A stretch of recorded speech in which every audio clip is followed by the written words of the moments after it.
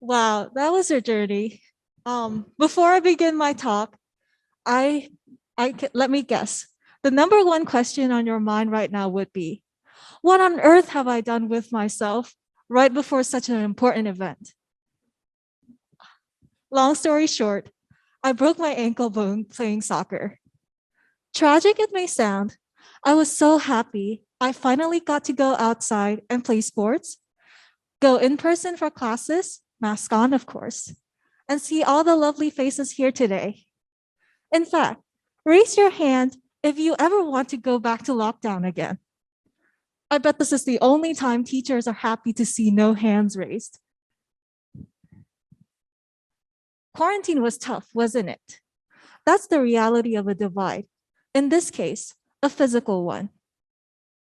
But remember though, during this whole time, you still had access to online video conferencing apps, your favorite Netflix shows, YouTube baking tutorial, and TikTok. I want to encourage everyone to go back and calculate their total screen time after this talk since the beginning of the pandemic. How hard would it be though for people to go through all of this, completely cut off from the world, both in the physical and digital sense?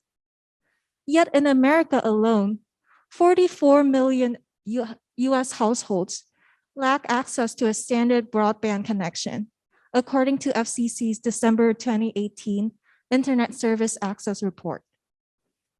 An estimation of 10 to 16 million of students are now lack internet access before schools shut down. 16 million.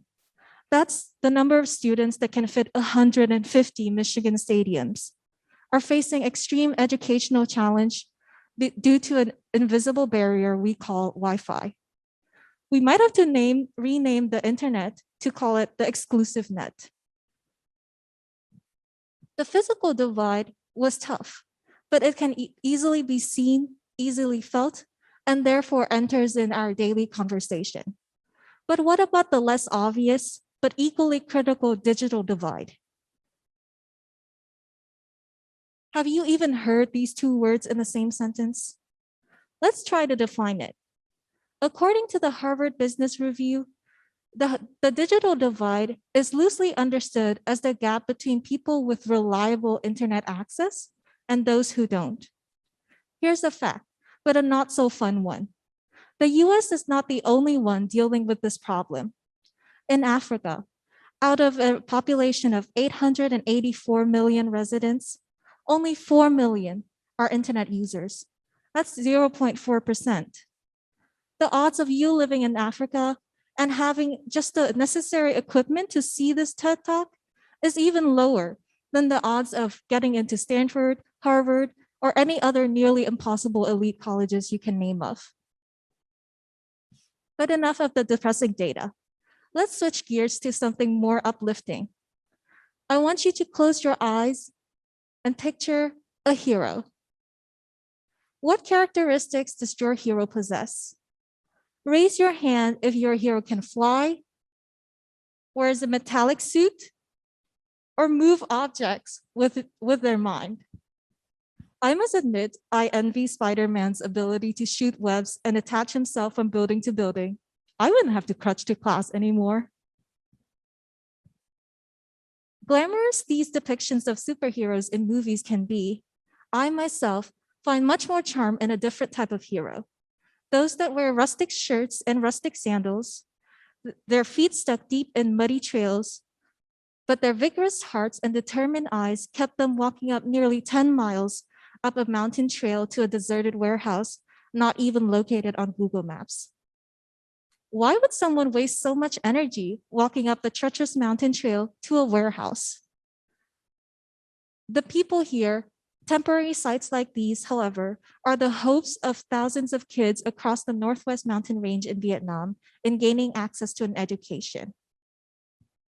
Their tables, borrowed from schools and cities, or built block by block of wood donated by parents, have no uniform sizes, and holes are often present.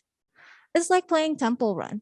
These students would have to twist and turn to find a small spot for their notebooks, while also trying to be careful not to press on too hard, or else the pieces of wood would wobble and fall apart.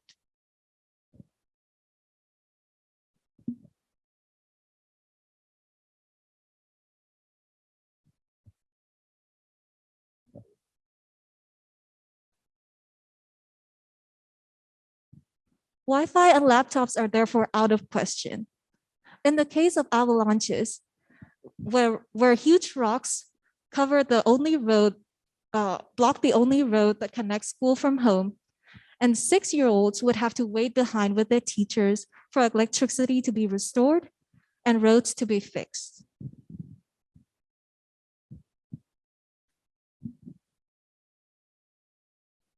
An account of such courage and resilience appeared in my feed weeks ago, and memories of a trip to Tasua came back to me. I was in the same province at a different school, but witnessed a strikingly similar story. I saw the same bright smiles and curious eyes of these students, the same one you would find here at Madeira. And yet, there are so many obstacles standing in their way of gaining knowledge and sharing their stories.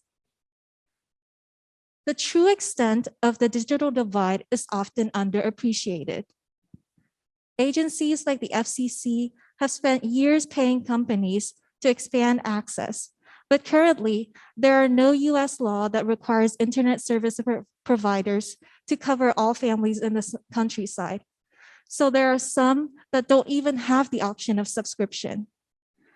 Besides internet infrastructure, affordability and the proficiency of digital user remain tough questions that lack a definitive answer, both in the US and around the world. If governments are struggling with this problem, how can we as individuals pitch in? Remember the hero anecdote?